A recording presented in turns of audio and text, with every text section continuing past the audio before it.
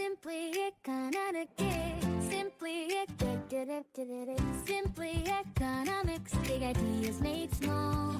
Everyday money talk for any mind at all. Simply economics, learn fast, feel smart. One quick listen and you're ready to start. Okay, so picture this. You know the scene. You walk into one of those modern cafes. Oh, I know the one. Yeah, it's got the exposed brick, the reclaimed wood, the Edison bulbs hanging down. The soft indie music in the background. Exactly, just loud enough. So you go up to the counter, you're ready for your coffee, and you're hit with this wall of options. The classic paradox of choice. It's pure anxiety. It's not just coffee. It's an Americano, a latte, a flat white, a cortado, and you've got the special menu. Right. Hand-brewed V60, pour over. Single origin beans from some specific farm in Ethiopia. And let's be honest, a moment of sticker shock usually follows. For sure, it's expensive. But then, okay, hold that image. You walk out, go half a block down the street, and pop into a convenience store. And you grab a jar of instant coffee for, what, a tiny fraction of the price of that one pour-over you were just looking at? It's a huge difference. We're talking like 5, 10, sometimes even 20 times the price. And that gets us to the big question for today. If you boil it down, coffee is. It's just hot water and beans, right? Fundamentally, yes. So why does this huge spectrum exist? Why are there so many versions of the same thing with such a massive price gap? It's a great question. And I think most people's first answer is just taste or quality. Right. I pay more because it tastes better. But today, we're going to look at this through a different lens. We're going to strip away the tasting notes and just look at the cold, hard economics of it all. So this is a deep dive into differentiation. Precisely. This isn't about flavor wheels. This is about business survival. It's about why we pay more for certain versions of a product, using insights from analysis of the hand-brewed versus instant coffee markets. Okay, let's get into it. Because my first thought is, why not just keep it simple? Why is selling 10 versions of the same thing necessary? It seems like it would be easier, right? More efficient. Yeah, less training, less equipment. And in manufacturing, that's often true. Henry Ford's any color as long as it's black. But if a modern cafe tried to sell just one generic black coffee, what happens? they'd basically be signing their own death warrant. Why? Because they'd be walking right into an economic trap. Right. To get it, we have to talk about something called monopolistic competition. Monopolistic competition. That sounds like a contradiction. It does, but it perfectly describes the coffee industry. Oh. So first, you have tons of sellers, right? Coffee shops everywhere. On every corner. And second, there are low barriers to entry. It's pretty easy to get started. So it's crowded and easy to join. That's the competition part, I'm guessing? Exactly. But here's the kicker. The monopolistic part is that the products are similar, but they're not identical. Ah, okay. So Joe's Coffee has a monopoly on Joe's Coffee, but he's still competing with Jane's Coffee next door. You've got it. Now, imagine if they all sold the exact same coffee. Right. No variation at all. What would you do as a customer? Well, if it's identical, I'm just going to go to the cheapest one. Exactly. Competition becomes absolutely brutal. The only thing that matters anymore is price. Which starts a race to the bottom. A race where profits just disappear. You can't survive. So the solution to this problem is differentiation. And that's why we have the flat whites and the V60s and all the rest. It's a pure survival strategy. You differentiate the beans, the brewing methods, but it's more than that. It's the names, the cups, the stories about the farmers, the whole atmosphere of the shop. So when I see a cafe with a really specific vibe, that's not just them being artistic, it's an economic move. Totally. Every little variation makes the product feel unique. And if it feels unique, you can't directly compare it to the cheap stuff down the street. You're not comparing apples to apples anymore. You're comparing a caffeine hit to a handcrafted experience. And that brings us to the price cap. The hand-brewed cup costs, what, 3, 4, 5 times as much as instant? And we pay it. But is it really just the cost of the beans? I mean, are they that much more expensive? The cost is a factor, for sure. But a huge piece of that price is justified by something called signaling. Signaling. Okay, what are they signaling to me? Well, it's about what economists call asymmetric information. You, the customer, don't actually know if the coffee is good before you buy it. Right. I can't taste it till after I've paid. So the cafe has to send you signals about its value before you even take a sip. They have to convince you it's worth the price. Okay, so they're setting the stage. What are the signals? The source material we're looking at highlights 4 big ones. The first one is time. Time? You mean the 10 minutes I have to stand there and wait for my pour over? Yes. In a fast food place, speed is the signal of value. Here, the wait is the point. The wait signals customization. He says this was made just for you. It wasn't sitting in some old pot. Yeah. Exactly.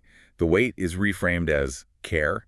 If they just handed it to you in 10 seconds, you'd feel ripped off. That is so wild. We're literally paying for the privilege of waiting. Okay, what's the second signal? Skill. Performance. It's a performance. You watch the barista. They're not just pushing a button. They're weighing the grounds, pouring water in these perfect circles, checking a timer. It looks like a science experiment. It signals expertise. This person is a craftsperson, a master, not just an employee. And you feel like you're paying for that mastery. That makes sense. Okay, third signal. Equipment. The gear. The gear. All the shiny copper kettles, the glass beakers, the Japanese scales, it all signals investment.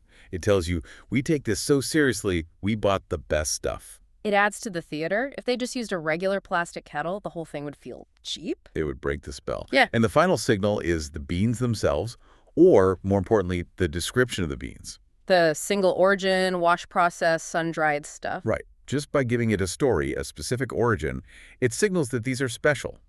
They're not generic coffee beans. They're from somewhere. Just like with wine. Exactly like wine. So those four things, time, skill, equipment, and beans, they all work together. They shape my expectations before the coffee even touches my lips. That's the aha moment. Economically, that's everything. It lets the cafe justify the price based on what you perceive the value to be, not just what's in the cup. Which is fascinating because that brings us to the uncomfortable truth you mentioned from the sources. The uncomfortable truth. Lay it on me. The reality check is that in blind taste tests, a lot of consumers, well, they can't reliably tell the difference between similar coffees. Ouch. So if you strip away all the signals, the fancy cup, the story. The perceived gap in quality shrinks a lot. You might still prefer one, but is it 5 times better? Almost certainly not. So if it's not always about the objective taste, why does the branding matter so much? Why do I feel better drinking the fancy stuff? Because differentiation isn't just about the product. It's about identity. Identity. Yes. When the liquid itself is pretty similar, the brand signals something else entirely. It signals lifestyle, status, maybe your ethics, or your appreciation for craftsmanship. So it's about what my coffee cup says about me. Absolutely. Think about the person walking down the street with a cup from that very specific high-end independent roaster. What are they signaling? That they have good taste, they're sophisticated, maybe they support local businesses, they're in the know. Right. And what about the person drinking instant coffee? They're signaling efficiency. Or maybe just that they don't care about the frills, they just need the caffeine. Exactly. So when you choose a cafe, you're also choosing an identity. The branding creates perceived quality that makes you feel a certain way, even if the objective difference in the liquid is small. We're not just buying a beverage, we're buying a feeling. And businesses are selling you that feeling. That's why the vibe is so important. So let's bring this back to the business side. Offering all this variety isn't just about escaping price wars. The sources say it's also a survival strategy for reaching different people. Yeah, that's right. It's about market segmentation. Segmentation. So splitting up the customers. Basically. Not everyone wants the same thing, Some people value speed, others want an experience. Some are price sensitive, others are all about perceived quality. And some want a familiar taste, while others want something new and exciting. Exactly. So if you only offer one thing, you only capture one of those groups. By offering variety, you can expand your market share. So the existence of cheap instant coffee doesn't actually hurt the fancy cafe. Not necessarily. They often serve completely different needs for different people. Right. They aren't even fighting for the same customer. Or they're fighting for the same customer, but at different times of the day. Oh, that's a great point. I might drink instant coffee at 6 a.m. when I'm just trying to wake up. And you just need it now. But on Saturday morning, I'll happily pay $5 for a pour-over when I want to relax and read a book. And that's the beauty of it. It allows these conflicting products, cheap and convenient versus expensive and artisan, to coexist without destroying each other. It prevents what they call the dead zone in business. The middle. Yeah. The worst place to be is in the middle. Not cheap enough to be convenient, but not special enough to be an experience. You have to pick a lane. So zooming out, what's the big takeaway from all this? I think the main lesson is this. In a really competitive market, survival doesn't come from being the cheapest. Unless you're a massive corporation with huge scale. Right. For most businesses, being the cheapest is a losing game. It's a race to the bottom. Survival comes from being distinct. I mean, different. The whole debate between hand-brewed and instant, it isn't really about the beans. It's a lesson in economics. It's about pricing power, customer loyalty, and carving out a little space for yourself where you don't have to compete just on price. Whether that space is created by a better taste or just a better story. Or a better signal of who your customer wants to be. This completely changes how I'm going to look at a menu next time. I'm not just seeing drinks, I'm seeing strategies. You're seeing differentiation in action. Yeah. And signals. They're everywhere. Okay, so here's a final thought to leave everyone with, based on everything we've talked about. The next time you're about to pay extra for a premium product, could be coffee, could be anything, ask yourself this. Are you really paying for a tangible, measurable difference in the product itself?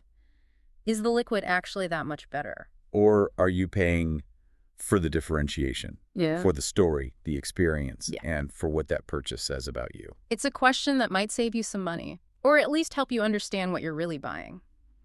Thanks for listening to this deep dive. Stay curious. That brings us to the end of today's episode of Simply Economics. We hope this discussion helped make today's economic concept clearer and more relevant to real life. If you found this episode useful, feel free to share it with others who are interested in understanding economics beyond the textbook. You can find Simply Economics on YouTube, Spotify, and Podbean. In our next episode, we'll continue exploring how economic theory applies to everyday decisions and real-world markets. Thanks for listening, and we'll see you next time on Simply Economics.